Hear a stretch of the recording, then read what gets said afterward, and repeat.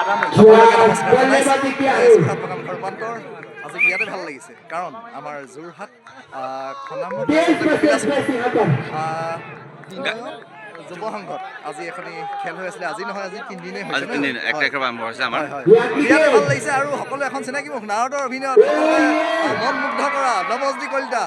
হয়, নিজে বাৰু পৰিচয় দিব। লগতে আছে মোৰ ভাইটি সীমান্তৰ আৰু লগতে আছে ৰাজীৱ খাটলীয়া ডাঙৰীয়াদেৱ। হয়, ইয়াত ভাল লাগিছে। আমাক যেনেকৈ মাতিলে, যেনেকৈ নিমন্ত্ৰণ কৰিলে, আমাক বহুতে মৰম দিছে, বহুতে চেনেহ দিছে, বহুতে মানে আমাক শুশ্ৰূষা কৰিছে। বিৰাট ভাল লাগিছে।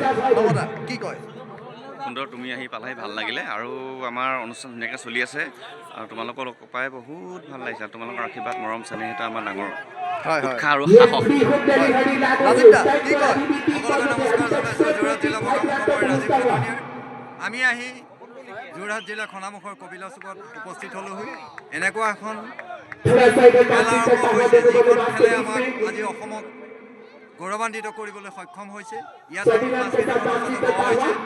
3 যুৱ সংঘৰ সৌজন্যত ক্ৰীড়াপ্ৰেমী ৰাইজ একত্ৰিত হৈ ইমান মনোমোহা, ইমান এটা ভাল লগা অনুষ্ঠান গঢ় দি তুলিছে, সঁচাকৈ আনন্দিত হৈ। আৰু আমাৰ লগতে আছে আমাৰ এই নাৰদৰ অভিনয় কৰা এই দাদা, তেখেতকো ধন্যবাদ জনাইছোঁ আৰু ক্ৰীড়াপ্ৰেমী সকলো উদযাপন কমিটিক ধন্যবাদ জনাই মোৰ নমস্কাৰ বিদায়। হয়, ভাইটি কি কোৱা? নৱদাৰ বিষয়ে কি কোৱা? স্থানীয় আমাৰ নৱজ্যোতি কলিতা আমাৰ নাৰদৰ চৰিত্ৰত গোটেই অসম জিনি থকা আমাৰ পৰিচয় আছিলে, আগৰ পৰা চিনাকি থাকে।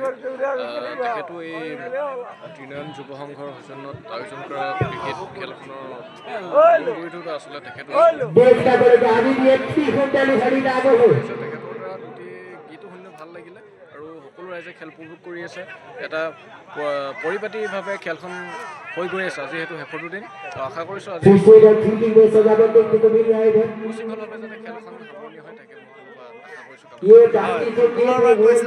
নৱজ্যোতি কলিতা অকল এখন পৰিস্থিতিমুখ মানে অসমৰ বিভিন্ন জেগাত ভাওনা জগতৰ দ্বাৰা খলকনি সৃষ্টি কৰি থকা নাৰদৰ এখন বিশেষ মুখ বুলি ক'ব লাগিব মই।